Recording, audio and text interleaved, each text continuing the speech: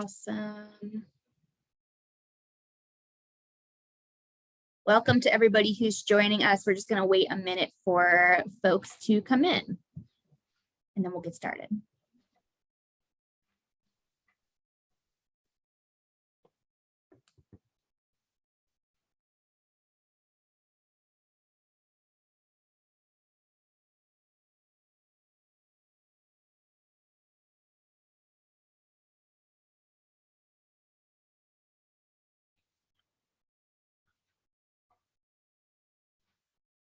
Oh, we got somebody from MWA joining us. Welcome. I remember you. Good to see your name in here.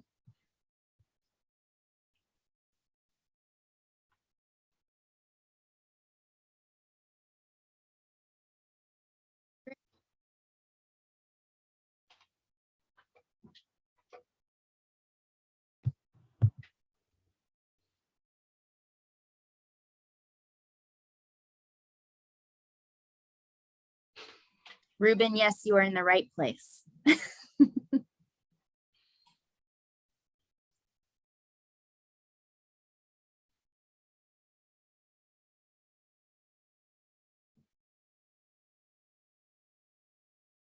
right, awesome.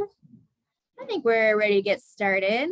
Everybody, before we get started, we're going to be having a conversation today about hidden histories of LGBTQ songwriting with Darryl Bullock. We're so excited to have you. Just know that we have a Q&A open.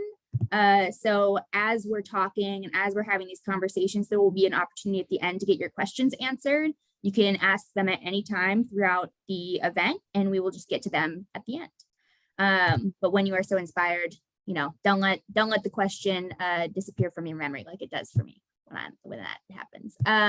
Cool. All right.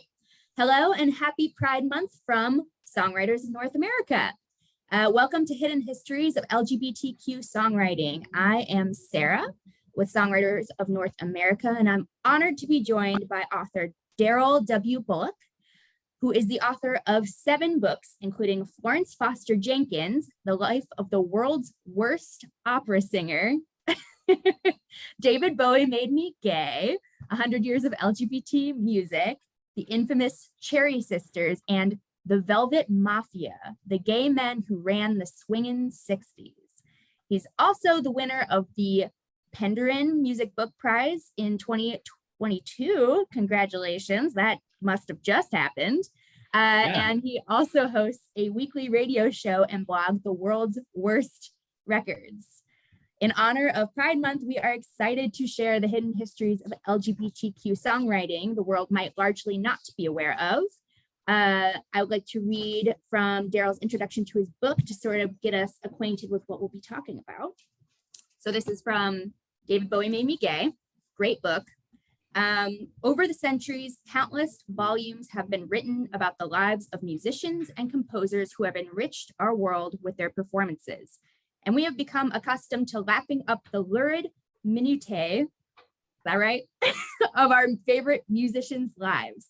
We have all heard the completely false, of course, story about Mick, Marianne, and the Mars Bar, and we are intimate with the childhood traumas of the individual Beatles. We quite literally know what Elvis's last movements were before his fiancée discovered his lifeless body, assuming, of course, that you believe Elvis did, in fact, die in 1977, and he isn't still wandering in and out of the crowds that gather at Graceland daily as a white-haired man in his 80s.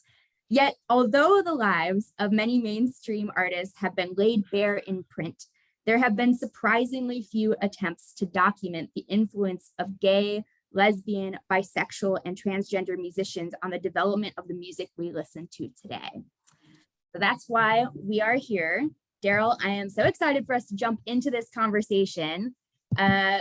When did you first start writing about this topic? And what has made you so interested in LGBTQ members of the music community? Well, first of all, thank you all for having me here, and thank you everybody for joining us. It's an honor and a privilege to be here and to talk about this. Well, I first started writing about this particular subject only 5-6 years ago, but I've always been interested in music. I mean, I grew up in a household with older siblings. I was born in the middle of the 1960s, so I grew up in a house with older siblings who were playing the Beatles and the Rolling Stones and the Who and all this wonderful music coming from Tamla Motown.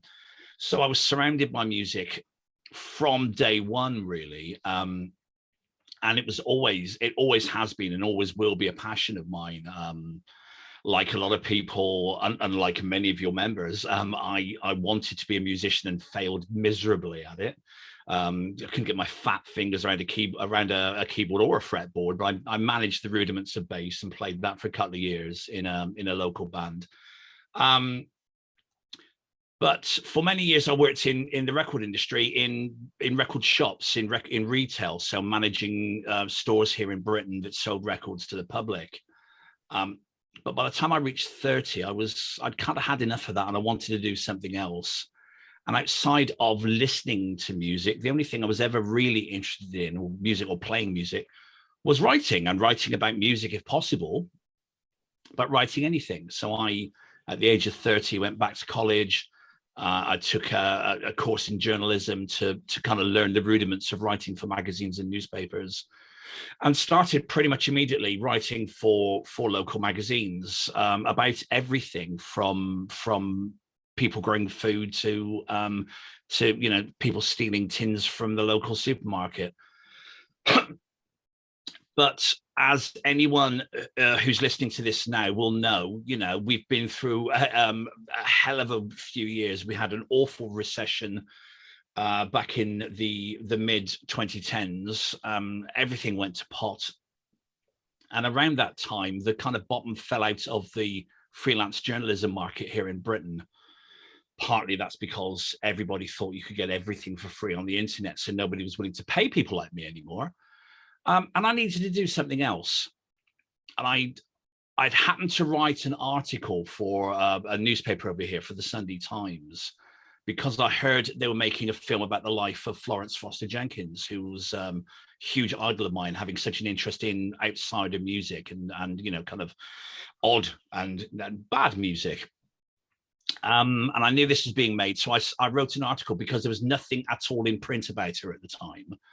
And I approached the Sunday Times, a contact of mine, with this, and they said, well, no, we'll wait till closer to when the film comes out and do something then. But I was approached by a publisher. A publisher came to me and said, could you turn this into a biography? And I'd never thought of myself as doing any kind of writing outside of writing for magazines or newspapers, sort of short, articles. And I thought, yes, I can do that.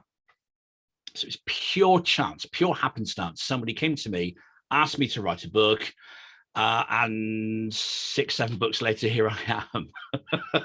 So that's how it all happened. So a lot of the themes of your books are around these sort of unusual characters or LGBTQ folks in particular. So why start with Florence Foster and then can sort of continue down that road, as opposed to, I don't know, talking about something else, I guess. Well, there's an old adage, and that's write what you know, or write what you know about. And I'm a gay man, and I'm a gay man who loves music. So why would I not write about music that has not only affected me and affected my life, but also, I can hopefully get inside and understand something a bit more about it. There's an absolute truism that, it's easier for an LGBTQ person to write about LGBTQ themes than it is for a straight person, in exactly the same way that it would be easier for me if I were, African-American, to write about African-American subjects, or if I were whatever it might be, So I am a gay man, so it makes sense for me to write about something that I have an affinity with, and I have a love for, and I always wanted to try and find a way to give people a voice. And what I do with all of my books, I hope, if I do it well, is I find stories that people maybe haven't told before, and I get those stories out there while people are still around to tell them.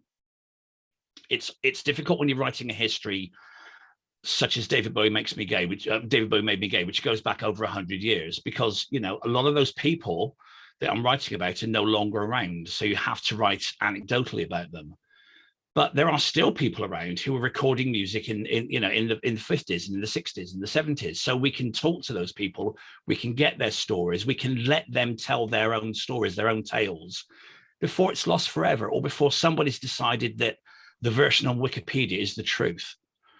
So it's been my goal to find those stories, to give people the opportunity to tell them, and to give a voice to those wonderful musicians, songwriters and performers who are maybe not as well known as Elton John or George Michael or Sam Smith or Sia or somebody like that. People who haven't had their opportunity yet to shine. Absolutely.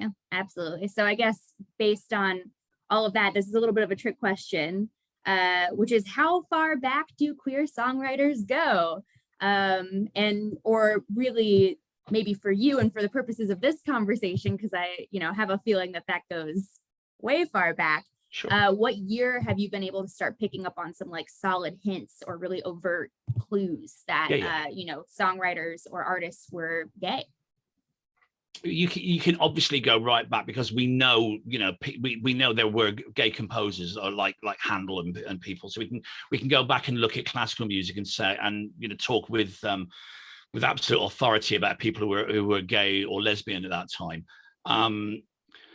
But with songwriting, it's slightly more difficult, because there are lots of lyrics that are written maybe during the vaudeville and musical years, the Victorian era, which might allude to LGBTQ lives in some ways. There's a very famous song, well known in British music hall. I'm sure it will be known in American vaudeville as well, called "Any Old Iron." It's a very, very well known song. Any Old Iron, it's been suggested, is about a gay man, because iron hoof is a Cockney rhyming slang for puff being a gay man. So there are examples you can find if you go and search them out, but it becomes a lot easier when you get to the mid 1910s and you start to look at recorded music, because obviously that evidence is less anecdotal and actually exists. You can find it. It's much easier to find in examples where you can look at lyrics and say, well, that's very obviously talking about a lesbian affair or incident or something like that. And for me, for a book like David Bowie Made Me Gay, you could go right back to about 1916, and just before LGBTQ people are making records, and only just before. We're only talking about 4 or 5 years. But you can find very clear examples of LGBTQ musicians, composers writing songs that have a gay or a queer subtext.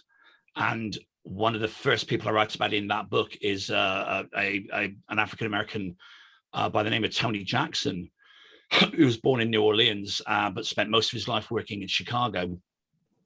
Self-taught pianist and composer, who wrote a song called Pretty Baby, which became, once it was kind of cleaned up and polished and made a bit more acceptable, became quite a standard. It's recorded during the 40s and the 50s by a number of important artists. I mean, Dean Martin recorded the version. You can find it on YouTube. I think Doris Day's recorded it. I know Al Jolson's performed it. There are all sorts of people like that. Here in Britain, we have a soap opera called EastEnders, and one of the characters performed it on there only a few years ago. So it's still 100 years later, still being performed. But that song was written by Tony for his boyfriend.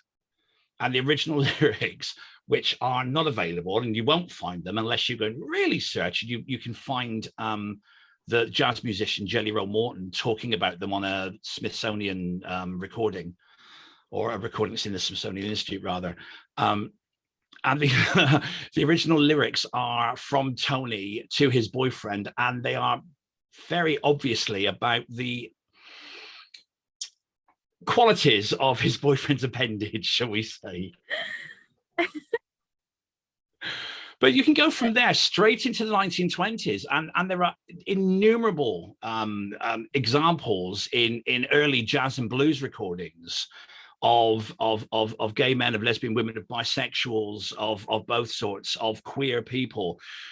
even possibly one hermaphrodite recording songs about their lives and their experiences. So there are plenty of examples. Wow. So do you think that it was still sort of hidden away in the lyrics, or do you feel like at that time people were feeling like, they could be out and proud and sing it and perform it and be open about that? It kind of varies. I mean, nobody's really out and proud in the way that we would appreciate it today. But certainly in the period, the interwar years, kind of post the First World War and before the Second World War starts to really, rumble. There's a period which, we look back and we call that the Roaring Twenties, or this kind of, you'll look at things in America like kind of the Prohibition period, the Chicago gangster period, that kind of thing, when just before the Depression kicks in, when people are kind of celebrating life. They want, they've had this horrible experience of the First World War. Millions of people have died worldwide, and they want to kind of celebrate the fact that they're still here, they're still alive. And so with the birth of what we might look at as the jazz age, there are singers and songwriters and musicians performing on songs and records we can look back now and say it's very obviously queer. You can look at a singer like the blues singer Ma Rainey, and she wrote a song called Prove It On Me Blues, which if I remember correctly was recorded in 1926. And that's about an incident that she went through when she was arrested at an all-women party. And she makes it really clear in the song that she's a lesbian, and she's singing about a lesbian experience. There's a line in the song, I went out last night with a bunch of my friends. They must have been women because I don't like no men. And there are lots of examples like that. Some of it's hidden because you have to understand the language. There's a great song called The Boy in the Boat, which, unless you know that the boy in the boat is the clitoris, you wouldn't have a clue what it was about. So there's lots of hidden language, but if you understand what they're singing, if you understand those nuances, you get it really quickly. And lots of these people, as I said, they were celebrating life. They weren't necessarily out as we would understand it, but they were certainly out amongst their peer group. So their friends, their family, to an extent, certainly some of their audience and their record buyers would have known about this, and they would have looked for these records because of that. But there's something about Black music from that period, so African-American music, especially jazz and blues from that period, where an awful lot, a huge number of LGBTQ musicians are finding a voice there. And because it's not so mainstream, because although blues sales were enormous, Bessie Smith was selling close on 2 million copies of some of her records. Sales were massive, but it was still considered kind of niche, I guess, to the record company. They thought Black records only sell to Black people, and we've got no interest in anything else. It doesn't matter. We don't really care. We'll just shift these units. So a lot of the stuff was kind of hidden in broad daylight, if you like. It was not something you'd see advertised or talked about in the mainstream white press. You wouldn't hear it on mainstream white radio in the 30s, for example, but you absolutely would hear it on, radio stations that were catering for African-American audiences. Absolutely. Wow. Interesting. Yeah, that's great. So, over time, like once you get a lot of what you just talked about, it was around like the 1920s, right? Is what you're talking about. So as you move forward in the years, like when do you start, I guess this is, a question I didn't send you beforehand, but, I'm just really curious. Do you know like when a song that was queer and whatever, if it's overt, if it's not overt, like, do you know an example of one that came onto sort of the mainstream radio at some point? And if so, like really... when, how long did that take, There are songs that you can look back at now and say they're very obviously queer. You can look at a song like Mad About the Boy, Noel Coward's song, It was written by a gay man for a gay man. There was a version written specifically for the American stage, which was never used, but Coward makes it very obvious that this is a gay themed song. But it wasn't. None of this was really hitting the mainstream. There's always been this thing about music, and especially about theatre, where it's much easier if you are, shall we say, flamboyant. There's a nice word. If you're a bit more flamboyant, a bit more camp, a bit more expressive, you can kind of hide. You can again hide in plain sight, and you can get away with a certain amount of stuff. And the audience that did understand it were in on the joke. They would get it, but they wouldn't necessarily expect that to reach outside of their world.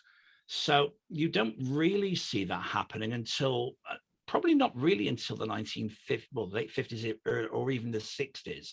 But there are plenty of examples during the 20s, 30s, 40s of music that and songwriting that we can look back at now and say it's really obvious.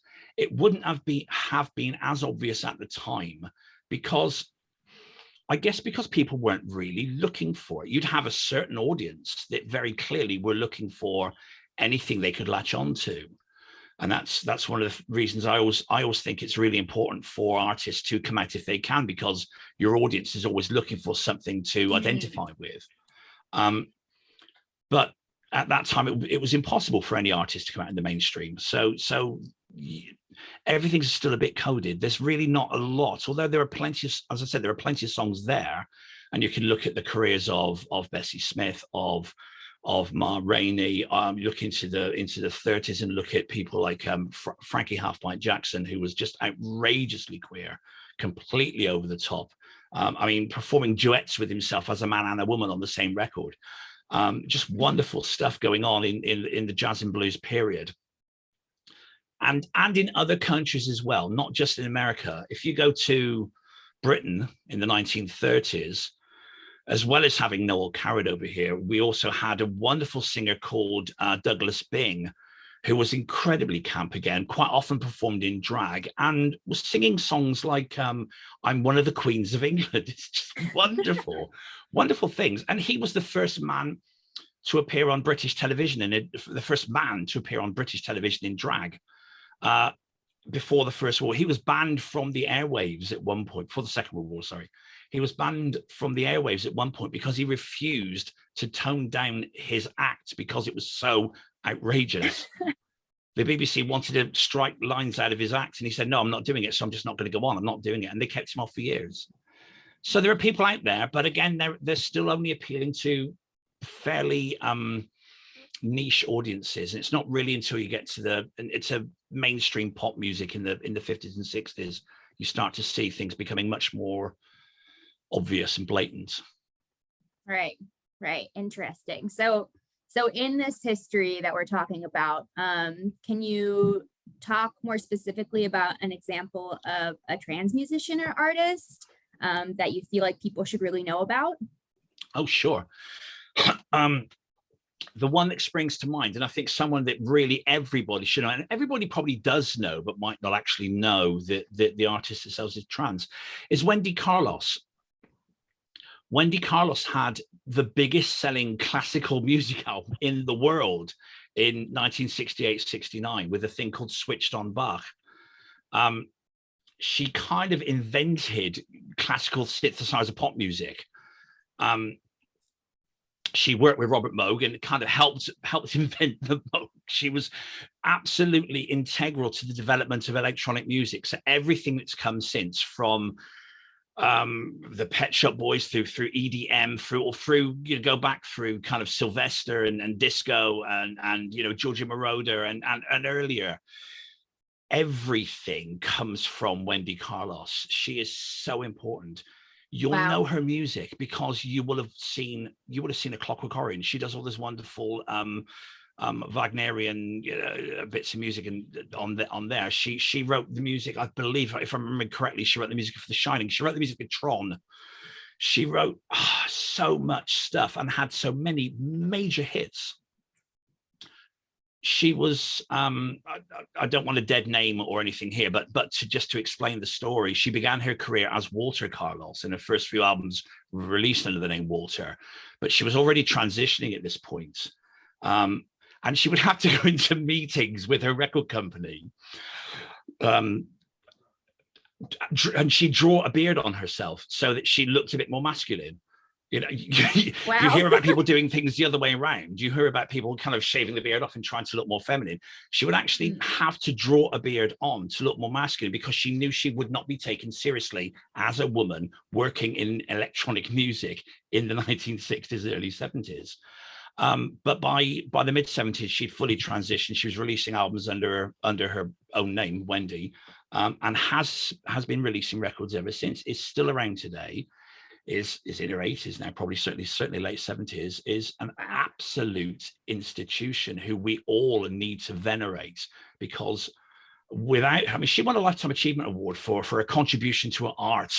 She's staggeringly important. Wow, that's amazing. I didn't know of Wendy. I've definitely seen The Shining and A Clockwork Orange, but I never knew that history to it. I think it's The Shining. I might be wrong. It's definitely Tron, and it's definitely A Clockwork Orange. I have The Shining in my head for some reason, but I could be wrong about that. But I know it's. You're right. I think you're right. I think I probably am. Yeah.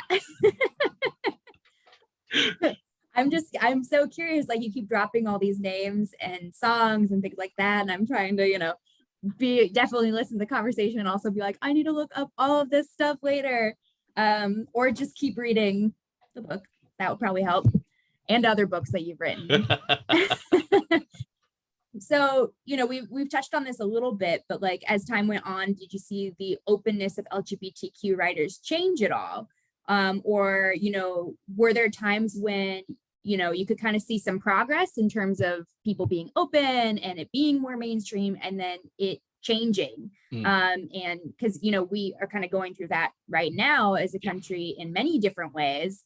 Is this, what we've become or started going towards being comfortable then becomes, oh no, like rocky again somehow. And then, I'm assuming optimistically on the other side, it becomes back to normal. Yeah.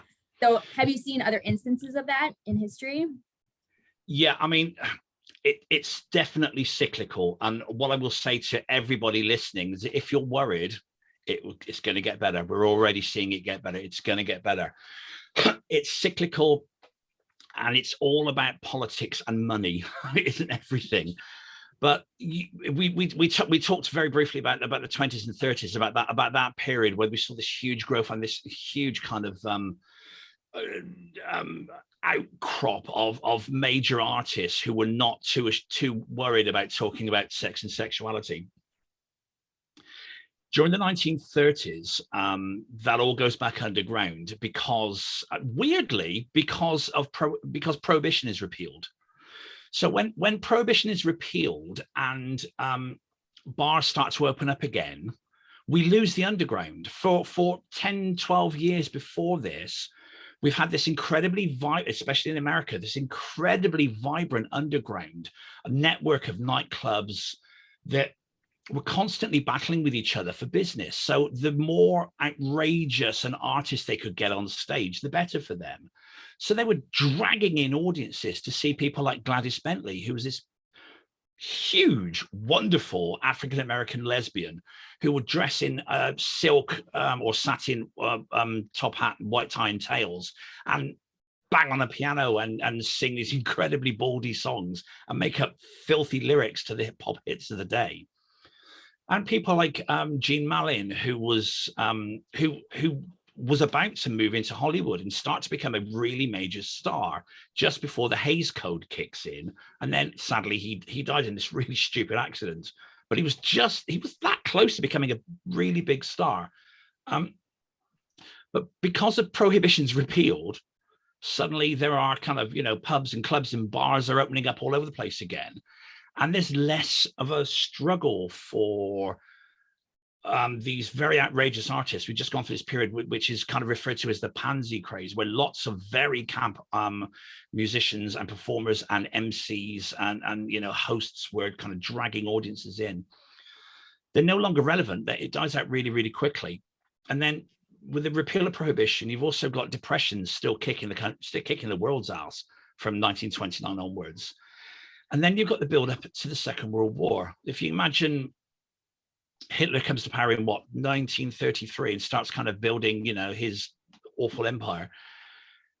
So in Europe, so in kind of Vienna and Paris and Berlin and in London as well, all of these acts that have been, the toast of the nightclub scene, the toast of Weimar era, nightclubs, are being driven underground again because they're going to be persecuted, because they're going to go to the camps if it's not, if people aren't careful. And an awful lot of European, German queer artists did end up in concentration camps. We lost a whole generation of German musicians, songwriters, composers, performers, because they were queer and they went to the camps. So everything gets driven underground again in that kind of build up to the Second World War. And no one dares to come out through the war period and into the 50s, because again, in America, you've got the whole immediate Red Scare and McCarthyism, the whole Reds under the bed thing, and so everyone's really panicky. It's that whole move towards conservatism that sends everything scattering and everybody hiding. And we saw it again a few years ago, with certain politicians in certain places being incredibly right-wing and driving everything underground again. But we are seeing in certain countries, yours is the first, thank God, to see a liberalization again. And we are seeing things improve. But it does take time. It always takes a few years after this huge swing back to the right. It takes a while. But luckily, every time it happens, every kind of swing, if you like, or every full circle, we as a community have learned a bit more. We're a bit more emboldened. We're a bit smarter. We know how to play better, and our audience understands us better. They get what we're doing, and so they come along with us. That's why you still today have more and more and more LGBTQ artists coming out, because they know they can in a safe environment, which is the most important thing. Yeah, I mean, one huge thing that even just happened this year was the CMAs adding a pride piece of the CMA Awards. That was huge. First time that they've ever done that, and it shows this sort of in a relatively conservative area of our country, such as Tennessee, such as Nashville, to see a pride event like that that's sponsored by the largest country music association. That's huge. That's massive progress. Yeah, country has come a long way. There's still a massive way to go, but country has come a long way. We saw the first ever out gay country album in 1974, which is a very limited press run by a band called Lavender Country, which was fronted by a guy called Patrick Haggerty, who is still performing and making records today. He's in his 70s and he's still doing it. It's wonderful. He's just released his second album or third album, 50 years after the first. It's wonderful stuff. Over the last, K.D. Lang was a really obvious crossover act who came out, 30 years ago now? But more recently in country, you've seen people like, Drake Jensen, who's a Canadian country singer, has not got the publicity he deserves maybe, but he was one of the very, very first to actually come out and say, I'm a queer man, right, or a gay man, right at the beginning of his career. But you've had, who have you got? You've got Chailey Wright, Ty Herndon, Cody Allen, wonderful crossover artists look how brave someone like Lil Nas X has been. Look how amazing that is to think, a black guy that, has got a foot in rap and a foot in pop and a foot in country, has had the balls to do this and not to be lied to by his business associates, who for decades and decades and decades have been telling people that if you dare to come out, you will lose your career. If you come out, you will lose your audience, you will lose sales, you will not sell another record. It's cobblers, it's absolute cobblers, and people like that have absolutely proved that's not the case. It's fabulous. It is. It's amazing. Um, so, I mean, can you speak to other sorts of trailblazers? I mean, you mentioned Lavender Country, and I'd love to talk a little bit more about that because it sounds like that was an album first and then a band, or because I know of the Lavender Country band today, but then I read in your book about Patrick Haggerty and the album. So is the band related to the album, or is that something that, okay. Yeah, Patrick is a singer-songwriter who is gay, has been with his partner for, I don't know, 40 plus years now, if not longer. Out and gay and working in gay men's health for donkey's years. But he was primarily wanted to be a musician and got together with some friends to produce this album, which they called Lavender Country.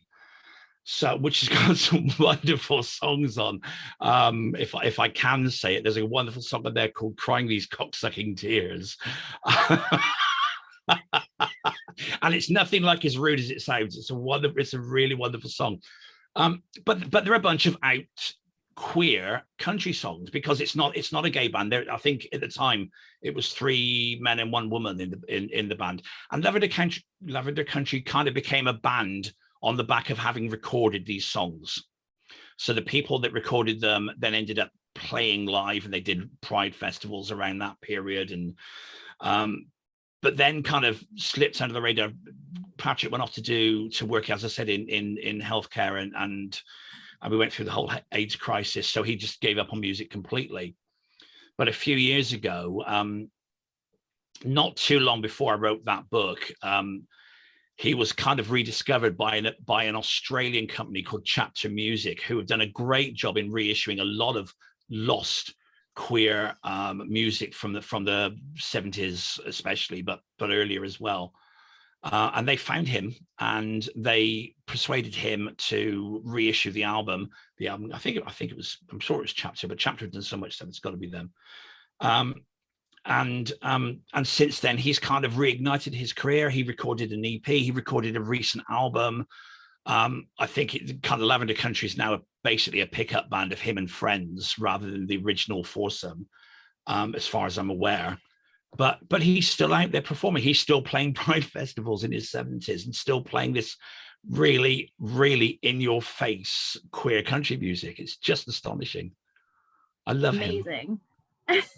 I absolutely love him. And there are so many artists like that who I have an enormous amount of respect for, who have just got on with it and done it. And they're not the big names. They're not the people who we all think, oh, you know, George Michael's this and Freddie Mercury's that and whatever, and Elton John's, you know, so and so and so. These are the people who just kept chipping away at the rock face until finally somebody discovered them. Finally, they found their audience. All power to them. So is there anybody else that you would think that people don't really know of who might be current, who hasn't really been discovered? Or well, I think there are loads. I mean, there are so many people who are out there making music, but we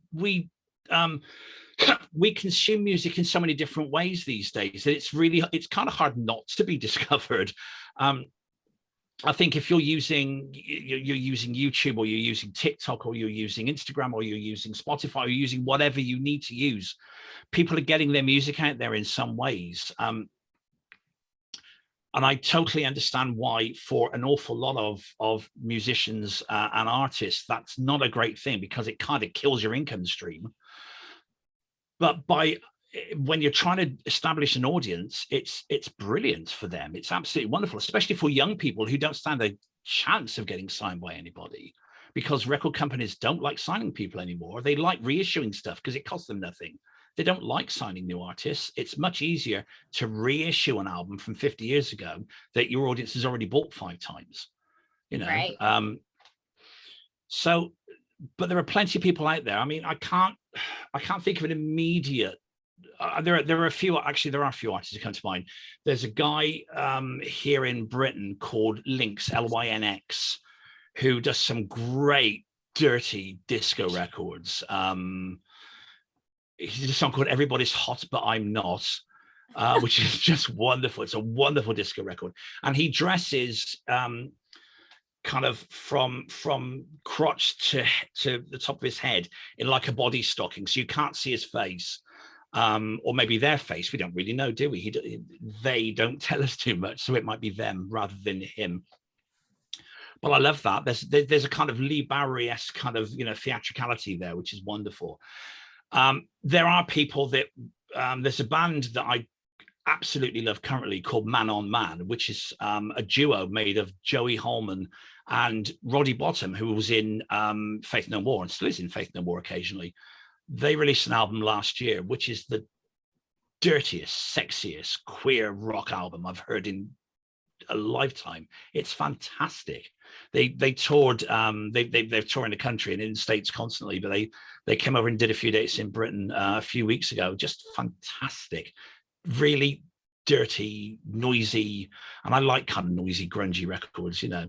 I mean, I kind of like bands like, you know, punk bands and new wave bands, and yeah, I've got lots of time for those Riot Girl acts and people like Pussy Riot, and there are lots of queer and queercore bands and artists, punk bands like, I mean, punk artists like Jane County, another trans artist who, you know, massive respect for, plying her trade for 50 years now and still doing her stuff, you know.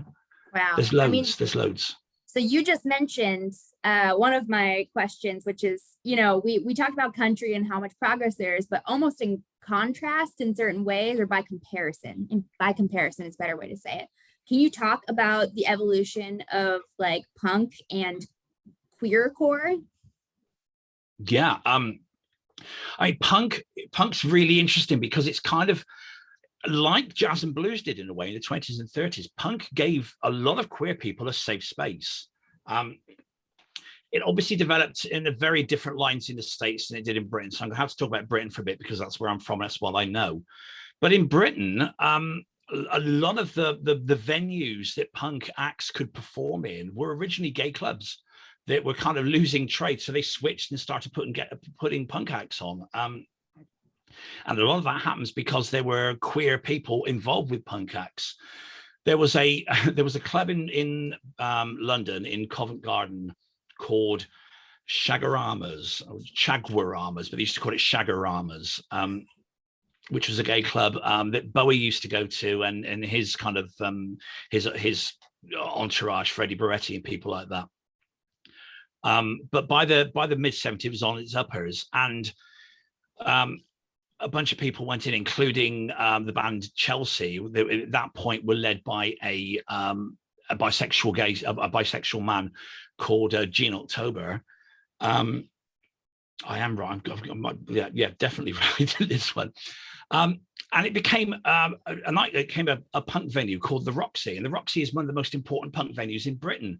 I mean, everybody played there. The Average Jane County, XTC, the Clash. I mean, everybody played the Roxy.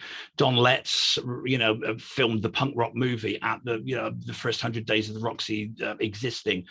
There was an out gay band in London at the time called Handbag. This is a decade before Bronski Beat, you know, the first out gay band on British television, the first out gay band in the charts. But there was an out gay band playing in London who had a residency at the Roxy. They used to play, I think it was every Thursday night, and would bring on other bands to play with them. They weren't all gay, the bands that played with them, but it was known as a gay night in a punk club.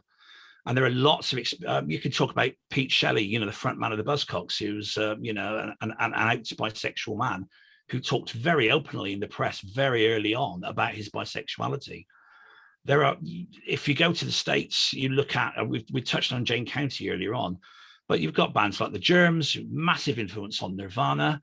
Pat Smear, I think, was in the Germs, who the guitarist in the Germs, who then went to play with Nirvana, obviously later. You've got Bob Mould and Grant Hart in Husker Du. You've got bands like the Dicks. You've got female bands like Tribe 8 with Lynn Breedlove. There's so many. Pansy Division is another one. There are tons in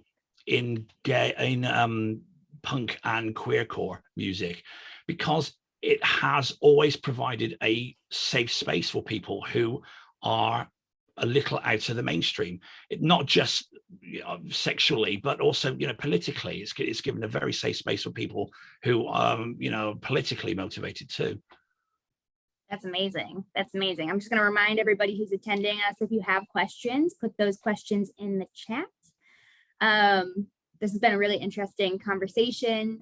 I guess there's one question that we talked about a little bit, which is the idea of some artists who we might assume to be gay in history, but maybe weren't, but were part of the community anyway, possibly allies or things like that. Can you talk a little bit about that?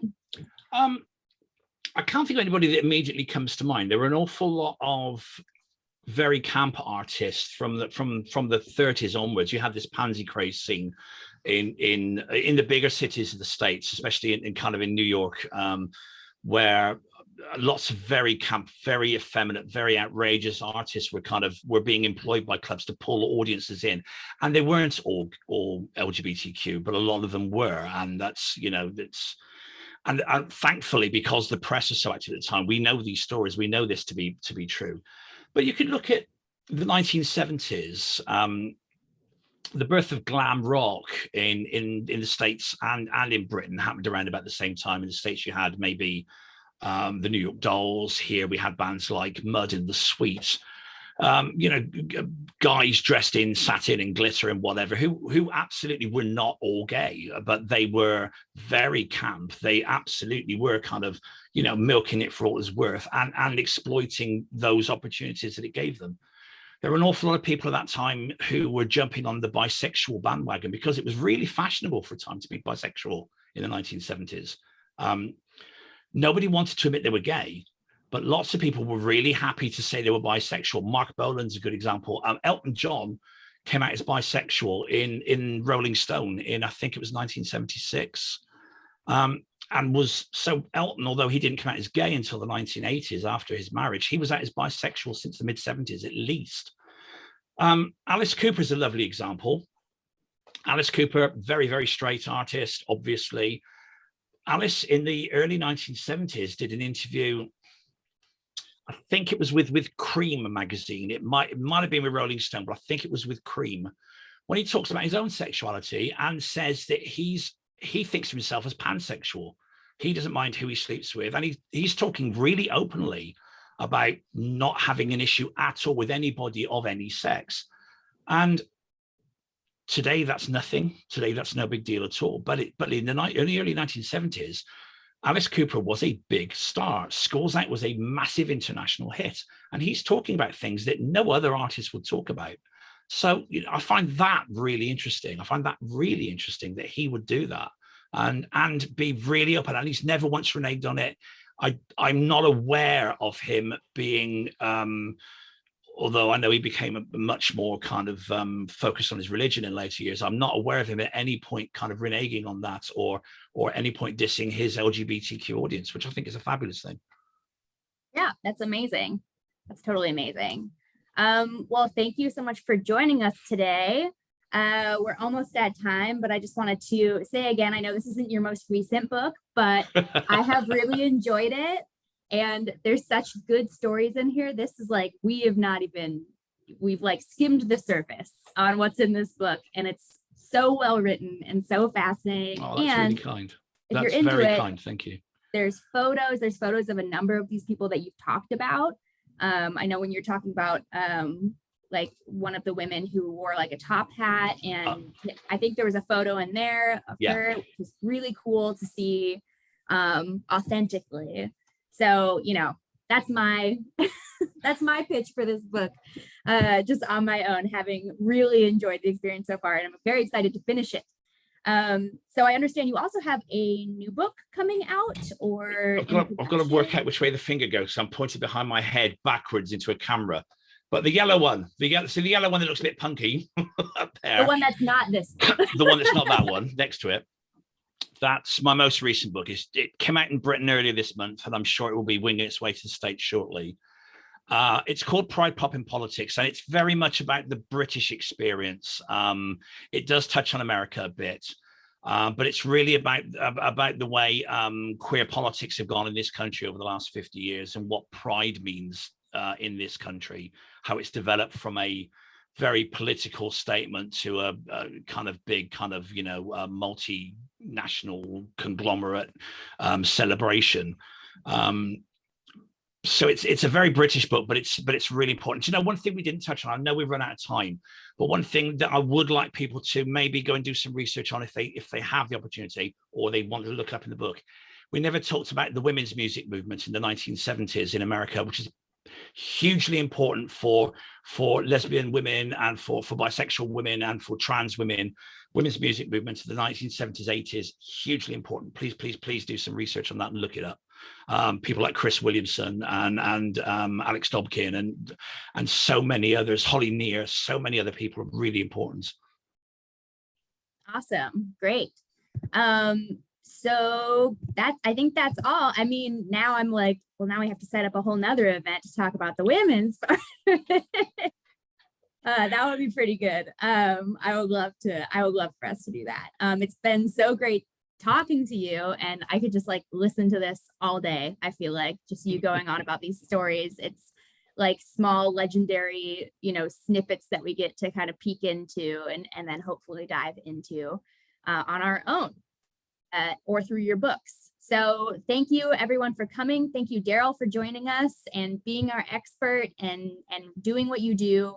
And thanks everybody. Thanks, Ruben. Thank you, Ruben. I just saw your message. That was really sweet. Thank you. That is really sweet. Thank you, Ruben.